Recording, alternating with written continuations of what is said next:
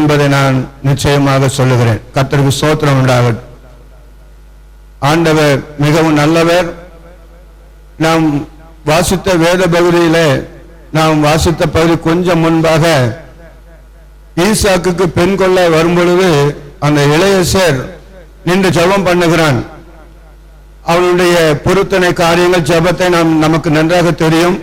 ஆனால் அதே விதத்தில் சோதரம் ரெபேக்காள் தண்ணீர் குடத்தை எடுத்துக்கொண்டு வந்ததும் அவள் வாயிலிருந்து வந்த வார்த்தை, இளையசருடைய வாயிலிருந்து அவர் சொன்ன வார்த்தையும் ஒன்று போல இருந்தது. இன்றைக்கு நான் அதை சாயங்காலம் தியானித்த பொழுது தேவனுடைய வழிநடத்துதலெல்லாம் எவ்வளவு ஆச்சரியமாக இருக்கிறது என்பதை நான் கவனித்தேன். அதுல பிரசங்கம் இல்லை, ஒரு வார்த்தை மட்டும் சொல்லி முடிச்சிருந்தேன். அதாவது ரெபேக்காள் முதலாவது அவன் இளையசருக்கு தண்ணி கொடுக்கிறாள். கொடுத்து முடித்த பிறகுதான் கடைசியில இளையசர் சொல்லி எதிர்பார்த்திருந்த வார்த்தை ரெபேக்காள் வாயிலிருந்து வருகிறது. அவன் ஆச்சரியப்பட்டு போகிறான் இளையசர். அது போல மகள் ஆலயத்துக்கு படிப்பு உலக பிரகாரமான படிப்புக்கு முற்றுப்புள்ளி வைத்தாலும் ஊழியக்காரருடைய வார்த்தைக்கு கீழ்ப்படிந்து போனது அவளுக்கு ஒரு ஆசீர்வாதமாக அமைந்து விட்டது. கர்த்தருக்கே மகிமை. ஆதியாகமம் 24ஆம் அதிகாரம் 50ஆம் வசனத்துல இந்த காரியம் கர்த்தரால் வந்தது என்று நாம் நிச்சயித்திருக்கிறோம். அப்படி என்றால் ஆதியாகமம் 24ஆம் அதிகாரம் 60ஆம் வசனத்தில் சொல்லப்படுவது போல எங்கள் சகோதரியே நீ கோடாகோடியாக நீ பெருகுவாயாக என்று வாழ்த்தி என்னுடைய வாழ்த்து செய்தியை முடித்துக் கொள்கிறேன்.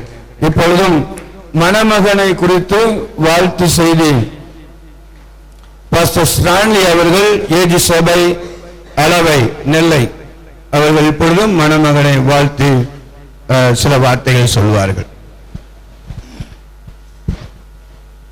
நன்றி. கர்த்தருடைய பரிசுத்த நாமத்திற்கு மகிமை உண்டாவதாக.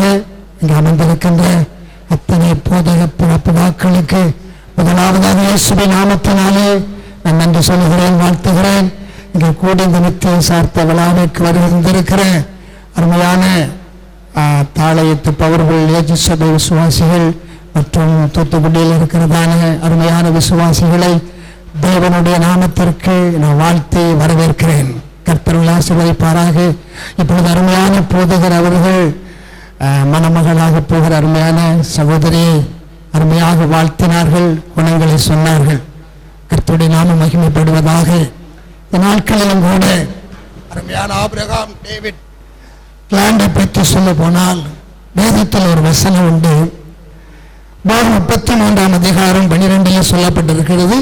பெஞ்சமினை குறித்து கர்த்தருக்கு பிரியமானவன் அவரோடு சுகமாய் தங்கியிருப்பான், அவன் என்னாலும் அவர் காப்பாற்றி அவன் எல்லைக்குள்ளே வாசமாயிருப்பார் என்று சொல்லப்படுது. இந்த இடத்துல ஆபிரகாம் டேவிட் கிராண்ட் என்று சொல்லி போட்டு கர்த்தருக்கு பிரியமானவன் அவரோடு சுகமாய் தங்கியிருப்பான், அவன் என்னாலும் அவர் காப்பாற்ற அவன் எல்லை எங்கும் வாசமாயிருப்பான் சொல்லப்படுது போல அவன் தேவனுக்கு ஆண்டவருக்கு பிரியமான அன்பு அருமையான ஒரு மகன்.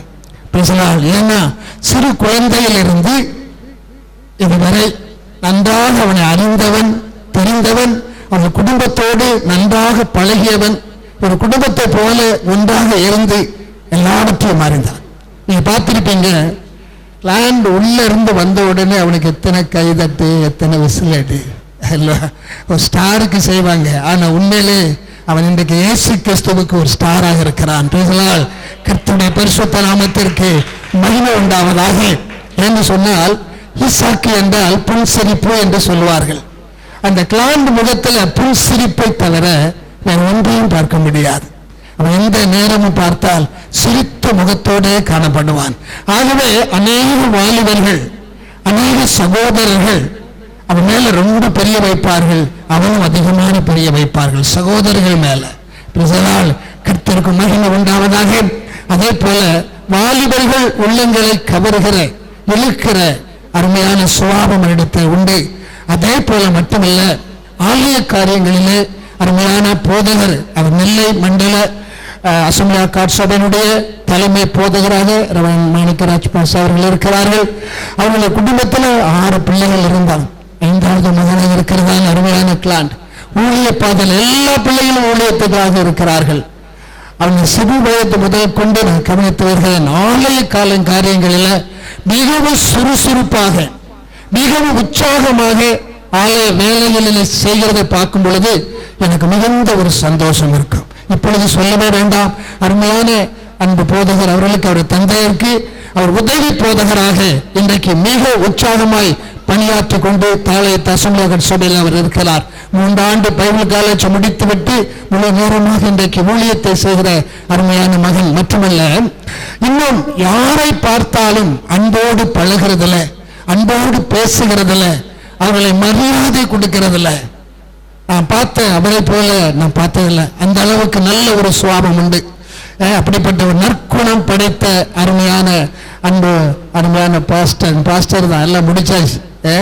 ஆகவே அவருக்கு ஏற்ற ஒரு துணை, என் ஆண்டவர் கொடுத்தால் ஒரு ஏற்ற துணையைத்தான் ஆண்டவர் கொடுப்பார். அப்படி ஏற்ற துணையை கொடுத்திருக்கிறார்.